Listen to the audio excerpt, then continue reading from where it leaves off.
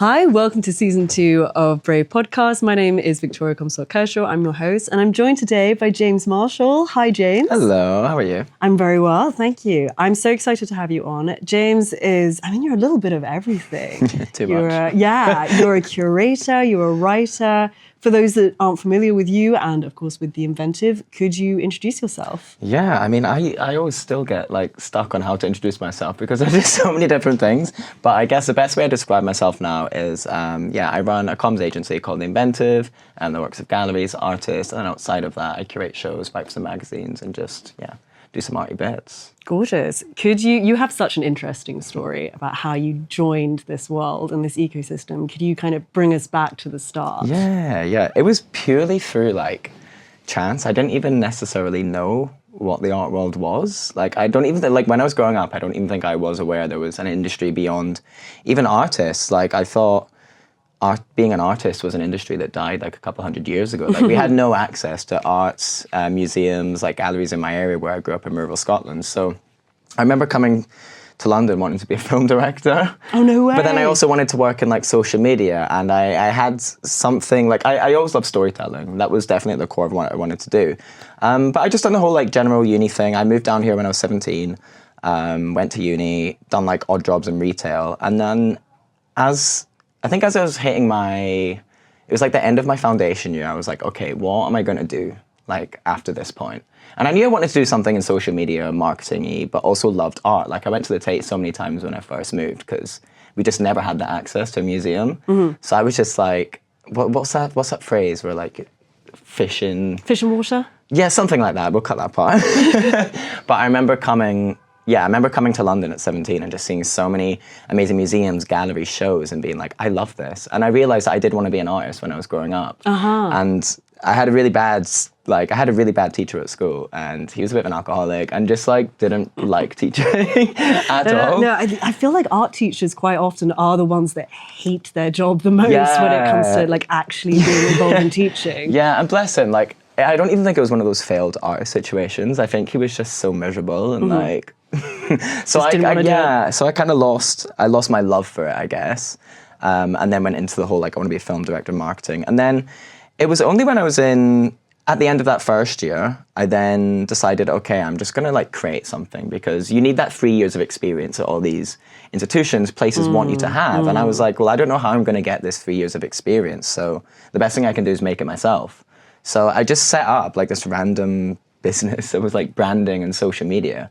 And that lasted a few months because Canva's a thing. And I didn't realize. God, God bless them, yeah. So I was I'm going to be the one to save people's social medias with all my cool layouts. And it was at the time where you could curate a whole Instagram feed. And all the photos matched together. And I was okay, this is it. Yeah, no, I learned how that wasn't it. But I ended up doing logos for different friends and kind of managing different people's social medias that were just friends, basically. Doing it for almost little to nothing while still working another job at the side, whilst also balancing my studies. And then my uni had a career service that no one seemed to use. Goldsmiths Careers, no one seems to use a career service. Well, if you're a goldsmith, look out for that one. Literally use a career service. The career service at universities are so good if you use them because no one is using them. So I applied for this social media job where they put you with 10 different businesses and you analyze them. And I was oh yeah, I've got all this experience under my belt. I just blagged it. I'd been doing it for a few months. This is something I'd love to touch on because you were 19 when this was happening? Yeah, at this point I was 19. And I love this story that you tell about how you made sure that people didn't take advantage of you at this point in your career. Yeah, this is a funny one. So when I was getting into this work, although I was 19 and doing a BA, I was 22 and doing my master's because I learned that if I've said to people, and I've heard from other people, that if I was a teenager and I was in university, it's oh, you need the experience, you must need it, you're craving for that experience. And it's great, but experience doesn't pay my rent, experience doesn't pay my bills, experience might put me in a position where I might be able to stay in London, it's not gonna keep me going there. So I had to make it. So with that opportunity, I audited all these businesses, 2 of them were arts businesses, and then I just kept going from there. I worked on a group show where one of the artists I've worked with for a long time, Simone Brewster,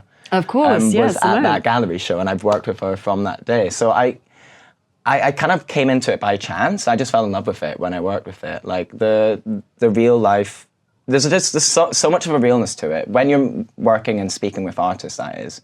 There's obviously so much to say about the other side, but when I was looking at communicating artists and working with them, that felt real because they are a real person. They have a real thing. Even if you might not agree with what their art is about or what they're painting about or if you think it's good or not, they spend their whole life doing it. So there must be a reason as to why. And the why is always what I've wanted to explore. And that kind of just set me on this, constant route of exploration, I guess. I'd love to go back to what you just said about kind of this idea of maybe accessibility is a good word for it, is where do you kind of come into this world? As you say, the moment that someone hears that you are an of internship age, there is an ecosystem that is very, very comfortable taking advantage of people like that, making sure that you work for free. I'd love for you to speak a little bit on your experience about that, how you fought it, how you've managed to kind of retain the, what's a good way of putting it? Retain the power, I guess, is making sure that people don't take advantage of you because it's an ecosystem that is really comfortable doing that. Yes. And unpaid internships are a huge part Massively. of every institution right now. Massively. I guess I've always thought to bring something to the table instead of coming to the table and asking, like, what can you give me? So even when I was starting, I knew how to launch social medias. I knew how to conduct video strategies. I knew how to conduct photo. I didn't. I told myself that I did. It is. I genuinely think it's okay to lie. I really think it's okay to lie. Yeah, and the thing is, I wasn't necessarily like lying. I knew how to do it, but I didn't necessarily know how to do a strategy. I didn't know how to place it maybe in an arts context. But when I came and I had that confidence of like, this is what I can do, I felt that the power dynamic wasn't, okay, you do this, this, and this. It was, okay, these are the things you've said to do, you do them, and I'm kind of judged on what I bring to the table. So I feel I've always made sure that I've brought something and never just worked with someone to work with someone, or never just put myself in a gallery because it's one of the biggest galleries in Mayfair. Like, what can I actually bring, and how can my talent be respected and not just kind of shoved in a box like a lot of the cases for these institutions and galleries. Absolutely. You start on the internship level, then you might get to, like potentially sales associate, and then, you're probably there for like 10 years before you can even sniff at getting higher up the managerial ladder. So I just looked at that system, and I looked at I think it copies a corporate system essentially, and I didn't want to be a part of that. I wanted to create something, and I think I was coming at it at a time where social media was becoming way more important than ever, like way more important. Just before COVID and then going into COVID, of course, it really kicked off. So I was able to come at it I was able to come at it from a point where it hadn't been too saturated yet, where people were looking for new ideas. They were looking for just someone who could take on the job and present some idea and have confidence in the idea. And I think that almost in a way just sells it at the first step. Of course, then you have to do the work. But I think, I've always tried to stay on top of what people are needing and what people are wanting, and not waiting for someone to come to me and say, this is what I want you to do, but here's what you should be doing. And, I haven't thought of that. And then just the power dynamic shifts a little bit. You're seen more as an expert as opposed to like a spare part in a team. This is kind of, I think, the really important thing is that the entire gallery ecosystem really relies, especially, the bigger the gallery is, on this idea of people really, really being very eager and wanting to join. And of course you should want to join the ecosystem, but there becomes a point where, like you say, the power dynamic shifts. We were speaking about this earlier. There is a very well-known, and shout out to Meg Malloy of the Working Arts Club for pointing this out, because otherwise I wouldn't have heard of this. A very well-known, and I'll say it, the Courtauld has put out a call for a assistant curator job for £38,000 a year, which is well paid, but they are asking for a PhD candidate. And so what they're not allowed to say, obviously, we want someone posh, rich, someone who, won't mind if the pay is quite low. But what they are saying is, we want someone who has put in several £1,000s and several years of their life into studying the art market, art history or whatever. And I think that there's a very significant part of the gallery and artistic institution ecosystem that is comfortable getting away with that. So it's nice, to have things like the Working Arts Club that are talking about this, but also people like you who are trying to kind of create a more sort of like accessible way in. Yeah, it's interesting because like I hear these stories and I know that they're happening, but luckily enough, I've never actually had to experience those situations. Like, I know they're very much a thing in the art world, and is why I do a lot of the content that I do, is why I write the way I do, is why I create videos in the way I do. But I personally, from having a lack of access to maybe like, you know, a trust fund, having arts education, I didn't go to private school. I came from a very small rural Scottish area. So my motivation came out of like this kind of lack of maybe access into the art world. I'm not saying I'm underprivileged. I'm not saying, you know, I'm a white gay man in the arts. Like it's not a bad position to be in. Yeah, it's got its pros. But I'm kind of now looking at it where, because of those initial setbacks, they've now put me in a much greater position where, because I had to potentially, I had to lie about my age. I had to sometimes just convince myself that I could do the job, even if I didn't know I could. And most times I would. And that alone has put me far ahead than I think I ever would have had I went to an internship at Sotheby's or Christie's, for example. Yeah. So it's interesting. I think when you're taught the institution, you follow the institution, right? Like if you're doing one of the courses at these big auction houses, you're saying, okay, then I want to start working as an intern in there, and then I want to move up to this role. And like that whole structure has like princesses and princes at the top, and then free interns at the bottom who are on insane amounts of money externally. And it's like, how are we meant to hate this world coming from a background like I have, which didn't have an arts family, didn't have an arts background, didn't have an art collection, didn't have private school? How can I compete with that? And to be honest, I felt I couldn't, so I just got to do it my own way. Yeah. And now I'm in a position where I feel that's worked. And I'm not saying that will work for everyone, because of course it matters on various things, but it's been interesting. Well, it's funny you say that. I was watching a very good video with Alma Pearl, who was chatting with, I'm not sure who he was, but he was very clearly a sort of classically trained, I believe, curator. And she was saying, I don't want my curators to have an art history background, because she works mostly with these conceptual artists. So, and immediately I, as someone who has studied the art market, I bristled a little bit. But then she gave this really convincing argument as to getting bogged down in the system, in the idea of things being done a certain way as they have been since the 17th, 16th century. And I think that is really interesting, in that it's not just administration and sort of socioeconomics, but also the creative side. You work with Simone Brewster. First time I met you. One of the things I really liked about the show was, the artist talk. The show was very good as well. But the artist talk, there are a lot of children there. And I had, the week before, gone to, I'll say it, the Tate, and one of the curators was talking about his archival research into, I cannot remember now, but... Great talk. Yeah. Well, exactly. It's kind of... And there was this woman with her child, very young infant, who started going goo-goo gaga, not wailing or anything. Yeah. And he sort of goes, I'm so sorry, can we have the child out of the room, please? And I remember thinking, obviously the archival research was not more important than a real woman, a real person with a child who is trying to, learn more about this exhibition.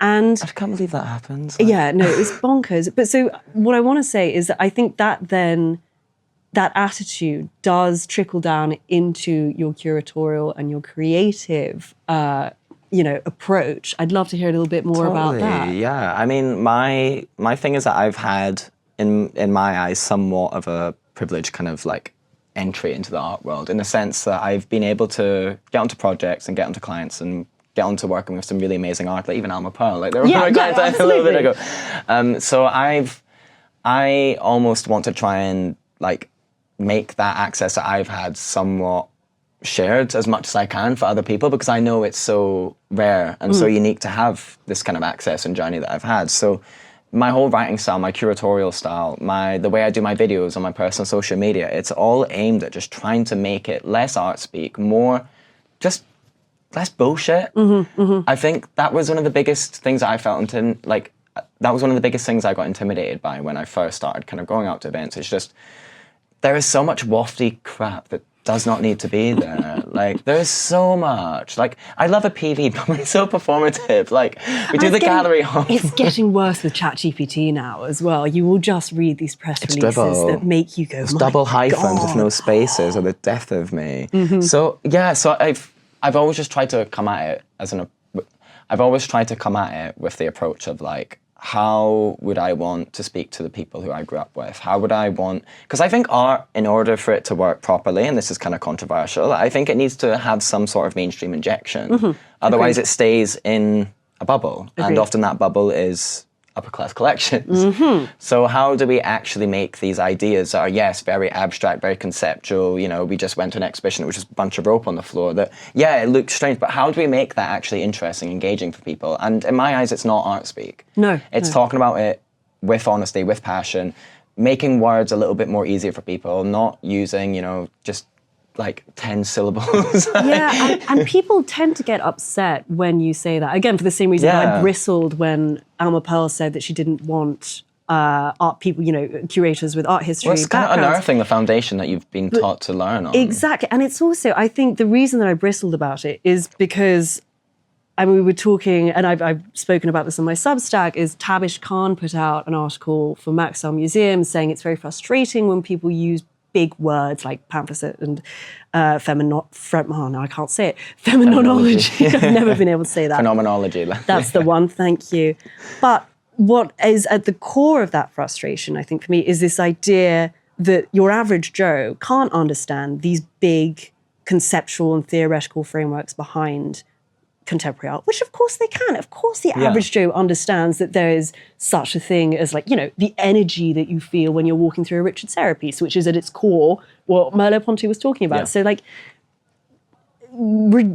making that more accessible, making that more easily understandable to me, I think is genuinely at the core of making people more interested in contemporary art, because it does, you know, there are these really beautiful concepts behind most contemporary art. I mean, you know, depends on the artist, depends on the gallery. Yeah, well, why are they so successful? There's obviously someone who's believed in that idea. Absolutely. And like, I think it's very cynical, and it's not completely unheard of, but it is cynical, I think, to me, to say, oh, well, it's all money laundering, it's all pretentious hipsters. Whenever the market's bad, people love to be like, oh, yeah, it's money laundering. Yeah, exactly. And it's like, well, yes, maybe it is, but can't you find something interesting to take away from that? Yeah. And I think, like you say, being able to break down these big, interesting subjects into more accessible language that, you know, doesn't sort of make you go, oh my God, do I need to go on Wikipedia to look up what this means? And this is why, I mean, I'm probably going to get flack for this, but the MoCA Museum, I think they're great. This is controversial, and I think even Tabish Khan wrote like how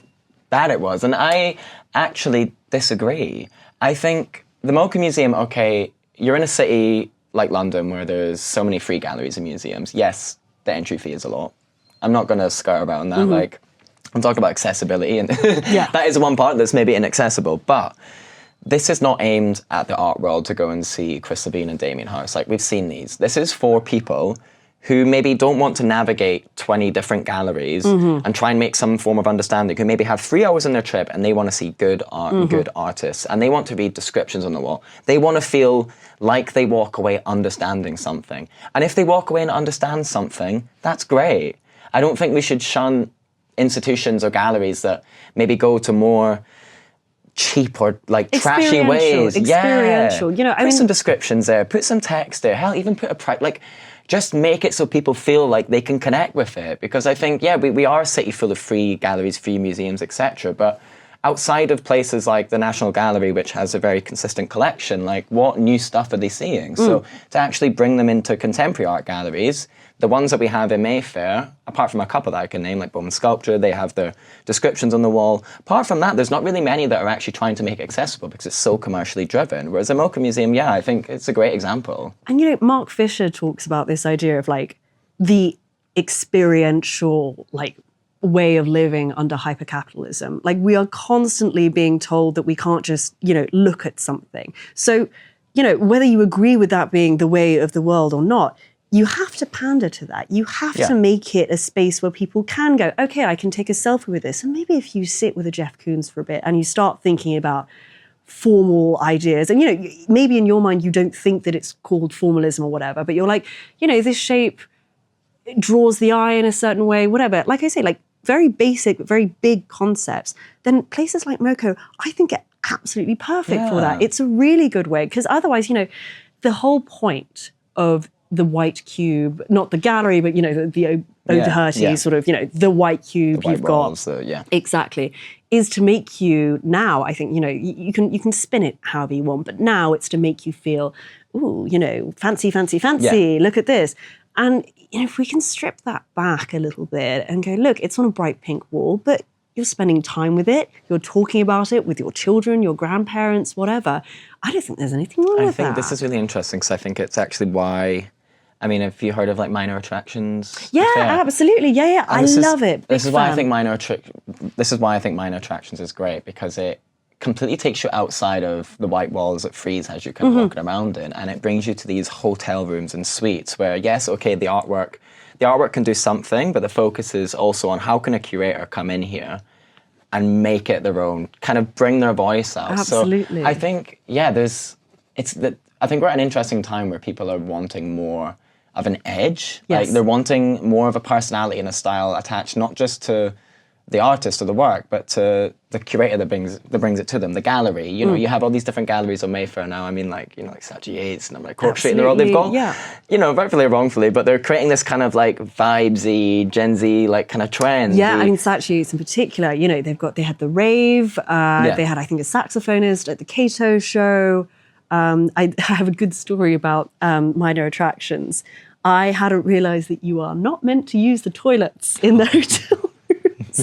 So shout out to Spirit Vessel, who the curator, the gallerist, very kindly, sort of after I came out of the bathroom, said, you're really meant to use the ones downstairs. I'm sorry, have you seen how busy that place is? I'm not going downstairs, babe. So I was very, very apologetic. And they were very cool about it, because, again, there is this idea, when I wrote about minor attractions for Plaster, I wrote about this idea of contemporary art coming into contact with everyday objects, and the tyranny of the domestic, It was these very abstract and beautiful pieces that had a lot of, theory behind them, but in a hotel room, which is an essentially domestic but liminal space. And I think that kind of like those interactions, those two worlds that are not meant to be together, is really interesting. And they are meant to be together. I think we've been taught that they shouldn't be together. And it's like, well, art, influences everything, like film, TV, music, to design, to package. Like,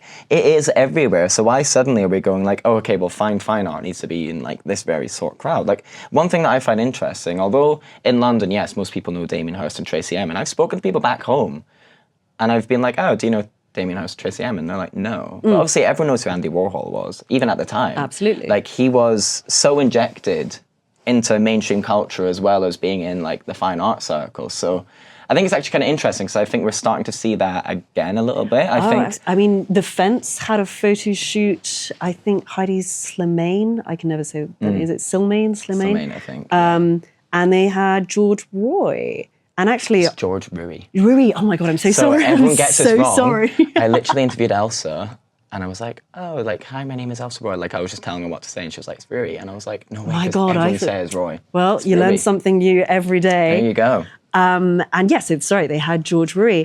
And actually, Hollywood Superstar Review just put out an article kind of decrying this, but I like it. I was chatting to a well-known gallerist, and he had some really interesting ideas about how the hell do you get people buying art? Because, I mean, we all know that the fair system is collapsing a little bit.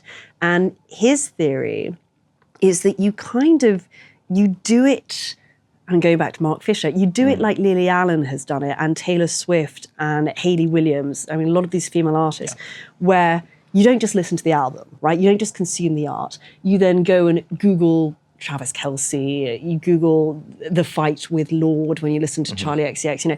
It becomes an experience where you're creating an image of contemporary art and of the contemporary artist in It's always particular. been a brand. I think like the brand of Andy Warhol, the factory, Absolutely. was huge. And then suddenly the YBAs came in and made it this very tight-knit, you know. But there was still even a brand behind Damien Hirst, just it was very secretive and elusive and you couldn't catch him. This is the thing. So I think the branding element has always been there. And I think now, if anything, the branding has become, again, more democratized. Whereas I agree. before, you know, the branding was held pretty much by a good gallery. And if you were lucky enough to be in those galleries, whereas now, you know, you can create your own brand outside of that, whether it's social media. Okay, yes, it's got its problems, but we're in an age where people want more than just the product that's there, and they also people don't like being told what to like and not to like anymore. We want to find it out ourselves, even if we do have friends who are like, yeah, I love this. I mean, gallery. that is what marketing is, like, ostensibly, is telling you what you should like, because it makes you closer to, you know. But I think people are much more individualistic now, in a sense that, like, they want to feel like they align with someone or they can relate to someone past their art. So, you know, it's not just looking at a pretty picture anymore and being like, yeah, I want that, and because they have it, I'm going to have it. It's like,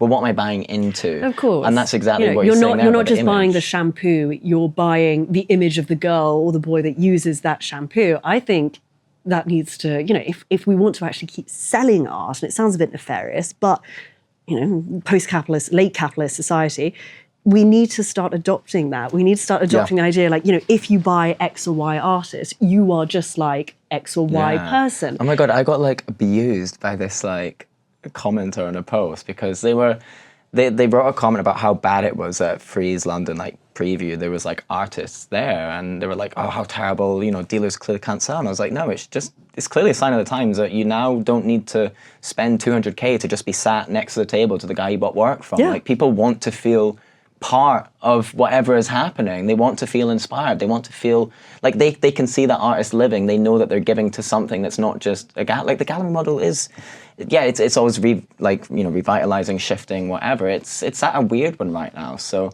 you have to try things out. You have to take newer steps. And in an age where we can access, like, you can pretty much message any artist and ask them for a studio visit. They're not all going to say yes, of course, but Absolutely. that access to be able to do that didn't exist 15 years ago. No. 20 years. Like, I mean, the dealer and agent class is shrinking rapidly. I mean, don't get me wrong, the dealer class is still kind of in charge of things, if you ask me. But yeah, like you say, it's not getting in contact with artists is really, really easy now. yeah, you can follow the progress. You can see it happen in live time. So you kind of want to, Be a part you of want to it. know, and what you want to know what you're being a part of when it's going to happen, you know? And in a way, it's almost going back to that sort of, I want to say 18th, 19th century concept of patronage, where you really can feel yourself being an influence, a part of an artist's journey. And I think that's something that collectors do want to feel and do want to see. And I'm curious as to whether you have any opinions if galleries are going to catch up to this. I think they will. They'll have to inevitably, like... I mean, look at Saatchi Yates, who, God bless them, charge up to £800 now to That's go to... very questionable. This is the thing. I'm not like, okay, you've made that access in our hands, but we still have to pay £800 to do it. You're not saying, like, here are these dinners that we do for these students and you can apply, and okay, you're not going to be able to host everyone at a dinner table. I understand that, but, like, how can you make it so that, you know, like, Black artists from a disadvantaged background are getting to the table? How do you make the queer artists are coming at the table? Like, how... Like, what's the point? If you're just going to be elitist, just still be elitist. Just don't charge £800 and invite all your white mates. Like, this is very much. I mean, God, I hate to. What's the word? I hate to bite the hand that feeds me, quite literally, because I have been to one of these dinners.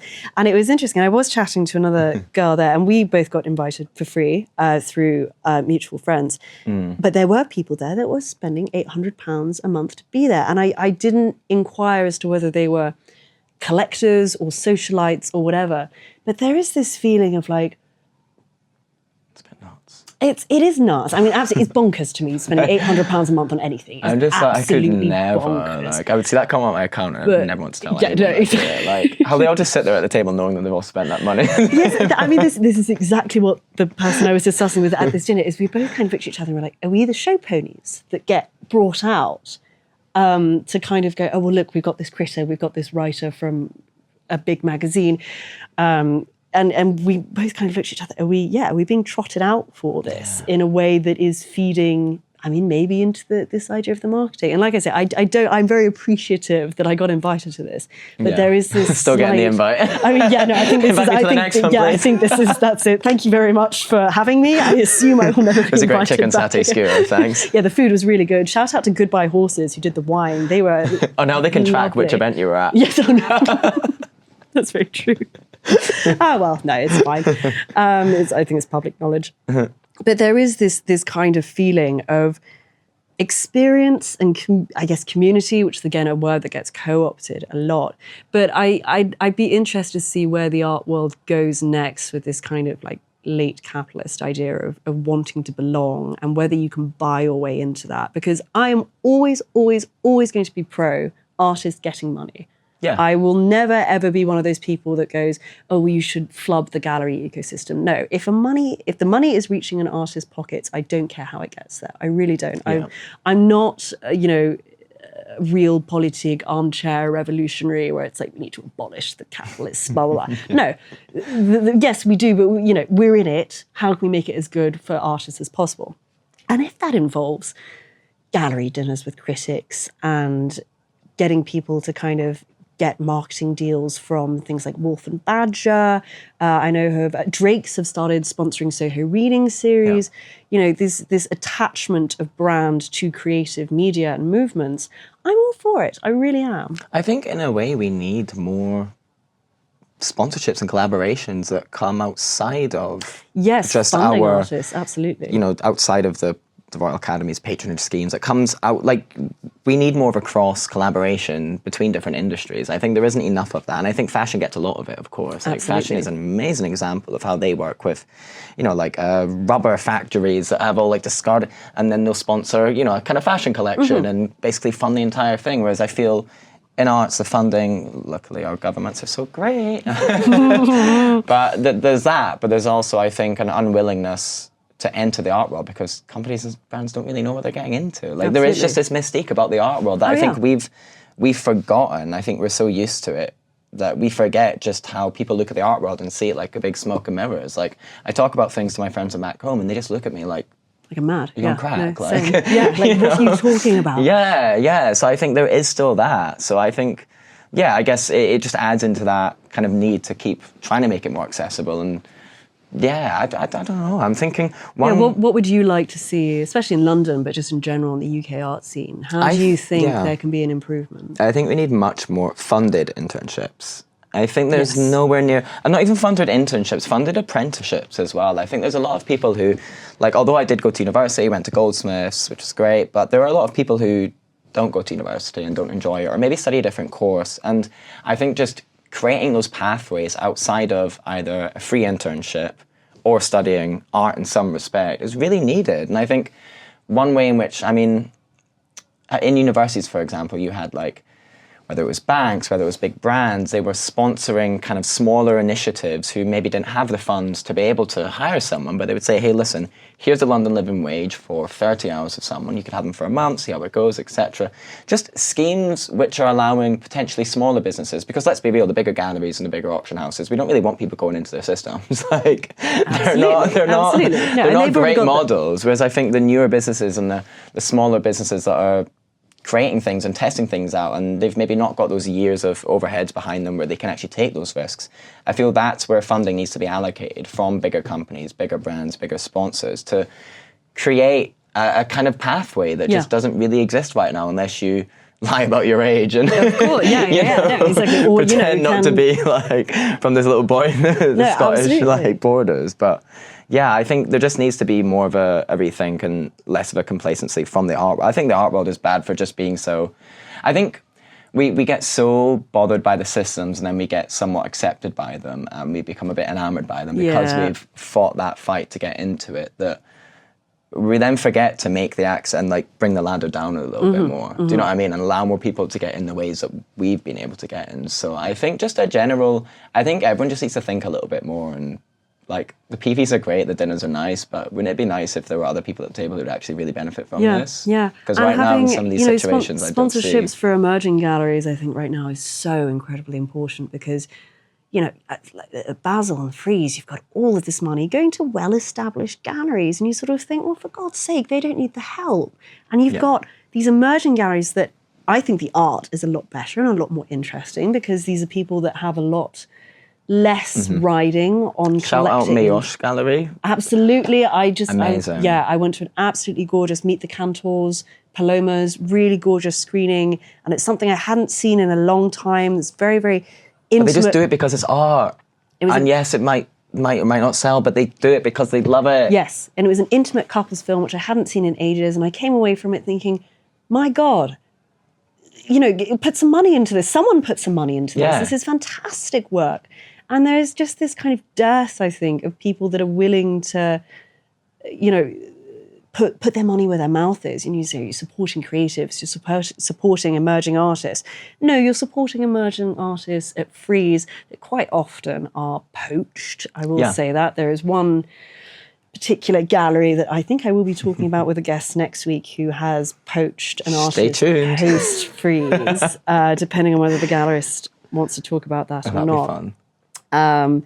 But it all kind of becomes this sort of like repetitive motion of we're doing X, Y, Z, and then the money just does not follow that at all. And there are galleries that do that as well. One gallery that has closed recently, who was kind of the very, I would say, epitome of kind of using social progressive language and press releases, and then actually doing the complete opposite.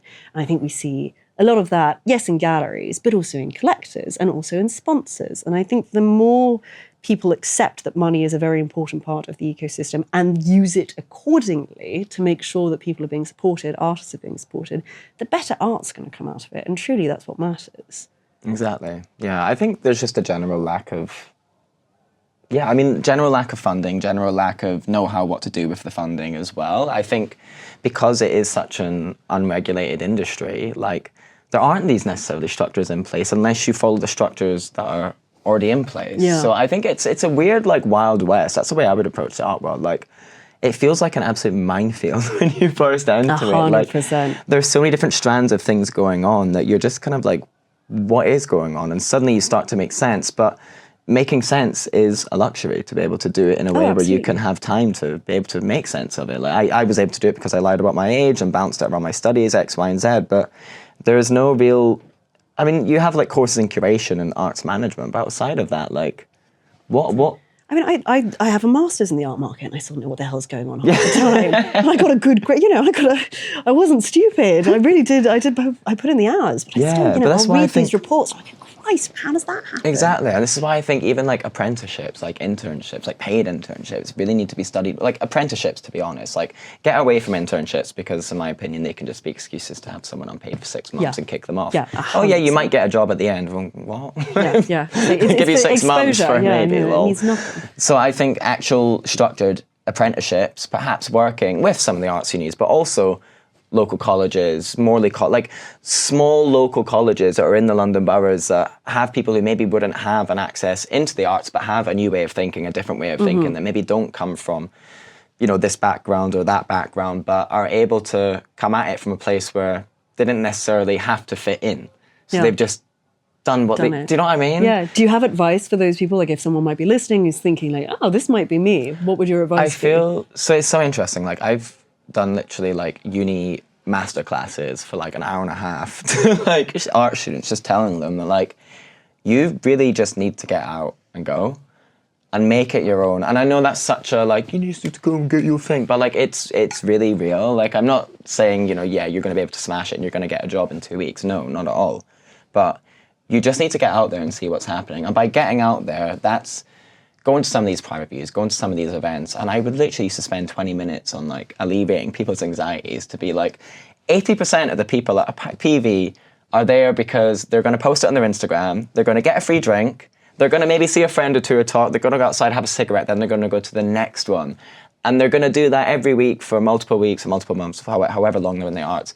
You as a student, as a person who's looking to get into the arts, is looking for valuable education, experience, insights, conversations that are actually going to allow you to develop your career and get you into more of these places. So if anything, these events are more rightful for you as a learner and as a student and as someone who wants to break into the industry than someone like me, you, because like we just go because of the thing that we do.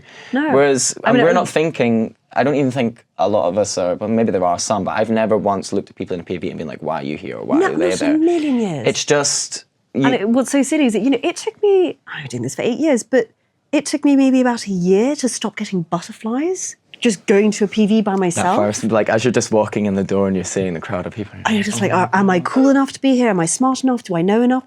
Of course you do. Yeah. And even if you don't, so what? So what? Yeah, Look at the art, have a think about the art, have a drink if you like, or go up to someone, talk to them. I mean, it really Can I is. tell you one game that I do? Now, Do you? to still make me look interested at a PV, if I've walked in and I'm like, I absolutely hate this, like everyone's like, it's like a crowd full of people that are just really annoying and whatever, I will just like, instead of having to pretend I'm enjoying it, I just go around each piece and I'm like, what movie does this remind me of? I love that. And that makes you're walking with a glass of wine, you're like, In your head, you're going like Avatar 2. But, to the outside, you're like, oh, what is that? Is that a bit of a Rothko? That's what it looks like. So if I'm not, but obviously you don't want to just walk in and walk straight away. One of my games is, what movie does it remind me of? That's And that just keeps me perfect. there. And then also you're looking intent. So people then come up to you and they're like, oh, what do you see in this? And it's like, Avatar 2. Avengers, mate. Avatar 2. So different. But one thing I really need to shout out, which I don't think he gets enough credit, Mr. Sebastian of Seb's Art List on we Instagram. love you. We miss you. I recommend this account to so many people. So if you're like an artist, creative, someone who's just genuinely wanting to get into the industry, get Seb's Art List on Instagram. He posts like an absolute saint, probably about 3 days a week, all the different openings, the events that are happening across the city. And it is one of the ways in which I have been able to just stay on top of things. Although we obviously know there's certain weeks of the calendar that are going to be for these galleries, whatever. It still just really helps having an entire diary of everything. Resource. So it's not even just people like us that use it, but now I've passed it to like students, people who are just wanting to go into arts events. Because yes, there may be a bouncer, there may be someone stood outside the door. You can literally just walk in. You can literally just walk in. If you go to the bouncer and you're like, can I come in? They're going to be like, huh? And you still will be allowed in, but like you just go in. You fake it until you make it, I think is a really important part of the art world, because the whole thing, Massive. I mean, the ethical core of contemporary art is assigning value depending on whoever is watching, whatever is being looked at. And that extends to the actual physical actions that you take within that world. Yes, the philosophical, the theoretical actions, whatever. But also, if you feel like you want to go to a PV, just go to a PV. It's a feature, not a bug of the art world, that you're meant to feel slightly intimidated, you're meant to feel slightly alienated, that this is meant to be something that's completely sort of out of reach, out of range, philosophically, financially. But if you just treat it like it's not, yeah, it's and not. also this Then is it's your not. terrain. Like you've been given this information by Seb's Art List, whoever. Like these are the events you can go to. You can go to them. Like you really can. I think. Luckily, like I did have the anxiety a little bit, but I was always just like, okay, if this is happening, I'm gonna go. I'll just see what's happening and get my own kind of education, understanding, and like just treat it like you can spend 5-10 minutes in one. And I think we're also in this really, when you go in even like big groups to PVs or even as a society, I think you look at art and you're like, right, okay, I really need to appreciate and understand it. I literally skim past like 90% of art because it's like a library. It's like you don't go to a library and read every book. You like it's probably 2% of things that are in there. Jim Shaw did an interview with Peter Saul, like 2010 or something, where he says something very, very similar, where he sort of says, when I was a young artist, I really would force myself to stand in front of every single work and find something to think about it.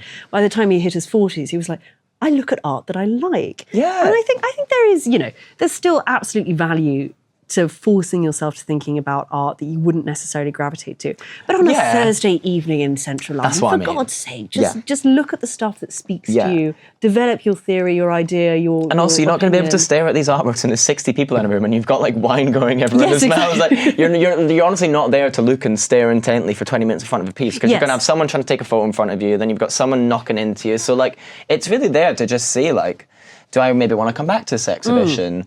How is this crowd? How is this gallery? How is this art? And of course the art changes every month, so don't just go dependent on that, but just use it to get your own experience. Take a journal. Be like, did I feel intimidated when I walked in? Maybe rank the different ones that you felt less intimidated what versus art more spoke to me? Why did it speak to me? Why did this one not? Another thing I always say as a critic is it's equally important to know why you don't like something. Yeah. So it's very easy to say, oh, I liked this because it made me think of this, or blah, blah, blah, it's my favorite color.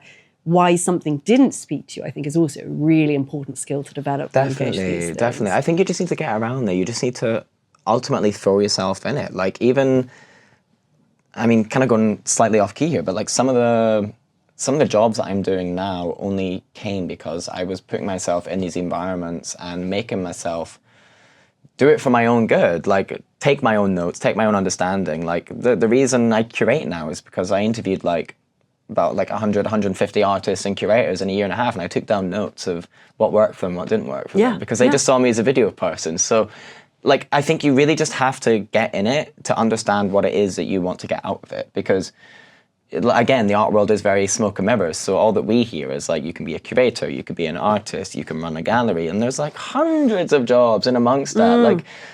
Like a lot of guys I know who are very like hands-on, but maybe just don't like the environments, very toxic environments sometimes of work on a building site. They love working in like tech being an and art handler, installing. absolutely, yeah. Yeah, because it's just, it's much more creative and quiet, and they can concentrate on their tasks. So I think there's so many different jobs in this industry that by getting out and just seeing what there is and doing these different bits, you put yourself in a much better position than just going on Indeed. And I think the phrase "get in there to get out there" is a really, really good one. I think it's a really nice spot to end the interview. Can you tell me a little bit about anything upcoming for you? Upcoming? Well, I've just come off the back of a very busy year. I've just counted 40 flights. Oh my God. In the last 12 months. She's a jet setter. Yeah, she's been jet setting.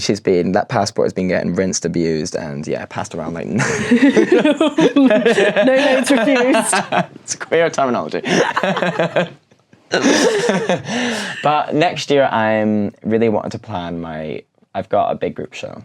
Excellent. I'm putting together, and it's around a subject that I've always wanted to really explore since I studied at uni, and it's about like queers' relationship with intimacy. And I guess for years I've been working in more like I've always had to pay bills and had to pay rent, right? Like we all, a lot of us, we are having to do this. So I've always just worked very like commercially, not necessarily commercially. I've still worked on projects that I absolutely love, but it's always had to be like for money.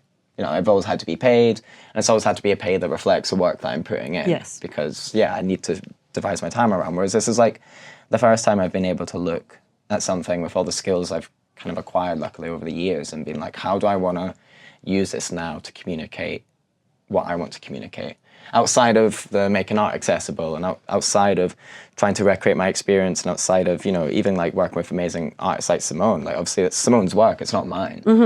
And obviously curating the shows is partly my work, but I'm still very much like Simone is in my mind. So I want to do a really big show that puts a very tricky topic in front of an audience that might not be suspecting it, and just, really smash something. Gorgeous. I think I'm just in that kind of urge right now where I want to do something personally creative and just confrontational. Show off, really. Yeah. So I've still got like, I travel a lot. I work between galleries in like Venice, Gstaad, America, London as well. So like that keeps me busy, but like I'm now wanting to just kind of park that a little bit, keep that going, and now just use my energy and effort to like create the spaces that I guess I want to see in the arts, which is more queer representation, especially now, more queer pathways for artists, and just generally more access. I mean, even the exhibition that I'm doing, I want it to be having like community workshops, mentoring programs, and just facilitate some of the things I've been talking about on this chat really, and bring it to something that's actually of my name.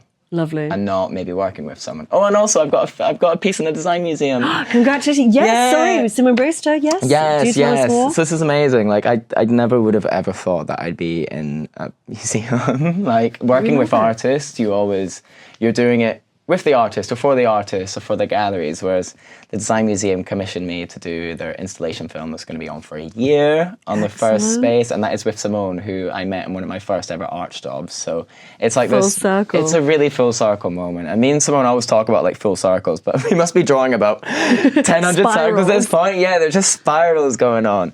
So that's something I think to be honest, I've worked my butt off to be able to do something that's also filmic, not necessarily just for a commercial use, but for a storytelling use. Yeah, the creative as well as the imaginative side. Exactly. I've always tried to bring my storytelling for social media and make it accessible for audiences and allow that to maybe, allow artists to sell their work more and get them more known or galleries known. But this feels like I'm finally getting my skills being brought to do something creative and fun and actually more reminiscent of an artwork than something creative. So it's like a little, it's like, Mom, I'm in a museum. Like, it's mad.